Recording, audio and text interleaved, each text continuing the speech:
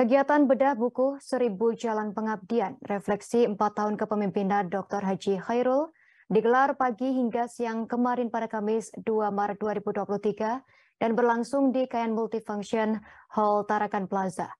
Turut hadir menjadi moderator yakni Catur Hendratmo bersama 3 orang panelis masing-masing. Di antaranya yakni Profesor Dr. Yahya Ahmad Zain, kemudian dari tokoh agama Haji Syamsi Sarban dan selanjutnya Edwin Trioga, Kepala BPS Kota Tarakan turut dihadirkan dalam kegiatan tersebut. Lebih lengkapnya terkait berita ini akan dilaporkan reporter Tribun Kaltara, rekan Andi Pausia. Silakan laporan Anda. Ya, baik rekan, selamat petang Tribuners, bersama saya Andi melaporkan dari Kota Tarakan, Provinsi Kalimantan Utara. Ya benar, kegiatan bedah buku berjudul 1000 Jalan Pengabdian, refleksi 4 tahun kepemimpinan dari Dr. Haji Khairul, Master Kesehatan, digelar sejak pagi hingga siang kemarin pada hari Kamis tanggal 2 Maret 2023 dan berlangsung di Kayan Multifunction Hall Tarakan Plaza.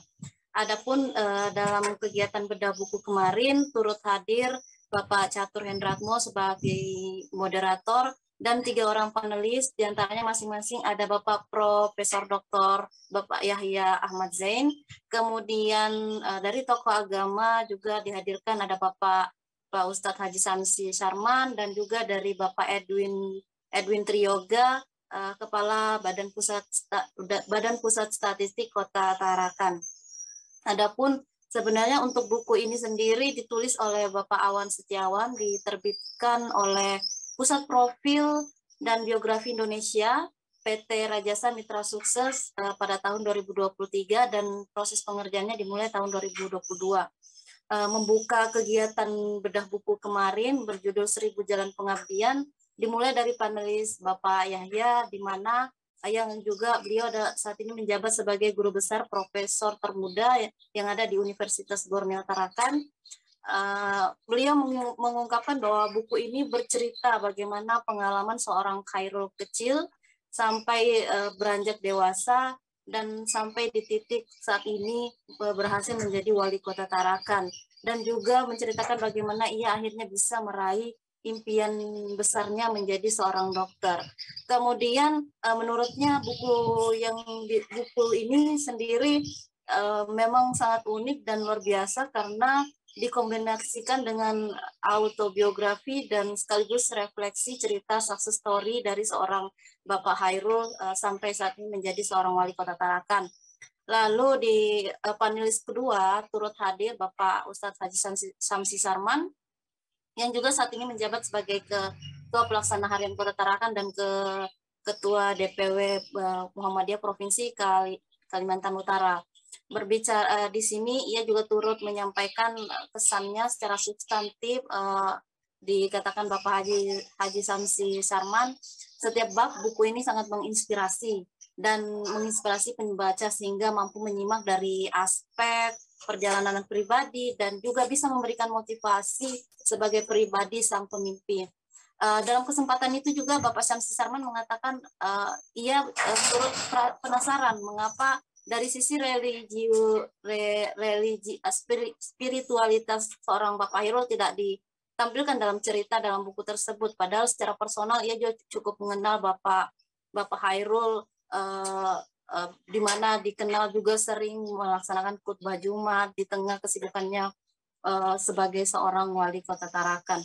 Selanjutnya juga turut dihadirkan panelis ketiga Bapak Edwin Trioga, Ketua BPS Tarakan, yang menghadirkan data-data, fakta dan angka dan membuktikan di masa kepemimpinan Bapak Wali Kota Tarakan berhasil melaksanakan beberapa program kerjanya, termasuk dari sisi angka kemiskinan, indeks IPM, dan juga indikator makro pertumbuhan ekonomi Tarakan yang berada lebih tinggi dari nasional dan Kaltara.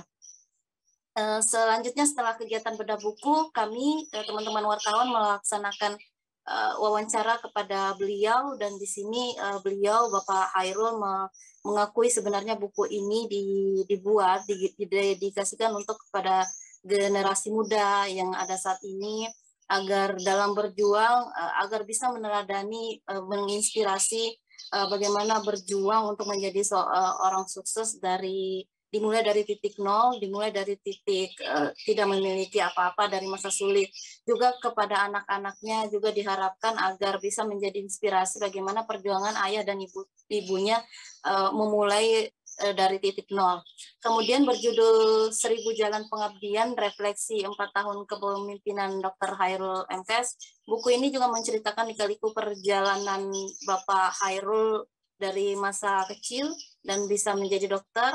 Buku ini menceritakan juga penggalan romantisme percintaan dari Bapak Chairul bersama Ibu Siti Rujia, yang mempersinting Ibu Siti Rujia, termasuk juga cerita sempat long distance relationship atau dikenal masa kini, anak-anak masa kini LDR, dan juga cerita lucu saat membawa seserahan di Kelurahan Selumit, lokasi rumah Ibu Rujia pada saat itu untuk melakukan seserahan lamaran.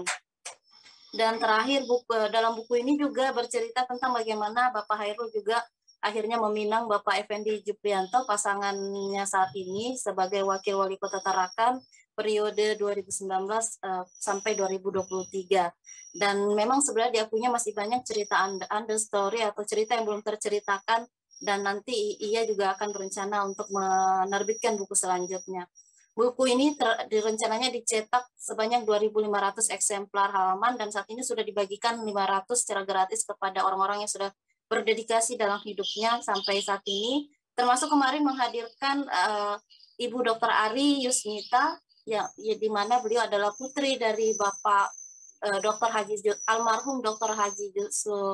Haji Jusuf SK, yang dikenal sebagai Bapak Pembangunan Kota Tarakan dan Provinsi Kaltara, dan juga ada Bapak Sofyan Hyanggyo, putra dari Bapak Haji Udin Hyanggyo. Dua orang inilah adalah sosok tokoh yang memang sebenarnya mendorong beliau untuk maju sebagai Wali Kota Tarakan, dan dua orang ini juga pernah menjadi Wali Kota Tarakan di masanya. Ya, demikian rekan saya melaporkan dari Kota Tarakan. Baik, terima kasih atas laporan Anda rekan Andi Pausia, reporter Tribun Kaltara. Selamat bertugas kembali. Berikut wawancara kami bersama Wali Kota Tarakan Chairul. Itu di tengah-tengah kesulitan kita pasti ya tempat kita bergantung pasti Tuhan gitu ya. Maka itu yang selalu saya buku inilah sebenarnya lahir bercerita dari kecil itu karena mungkin anak saya pun tidak tahu, dan sering kalau saya cerita begitu ibunya kan marah kadang-kadang. Itu kan tidak sama dulu dengan sekarang gitu. Tapi saya ingin bahwa inspirasi perjuangan hidup itu nggak boleh, walaupun zamannya berbeda, tapi inspirasi perjuangan hidup kan harus tetap di. Terima kasih sudah nonton.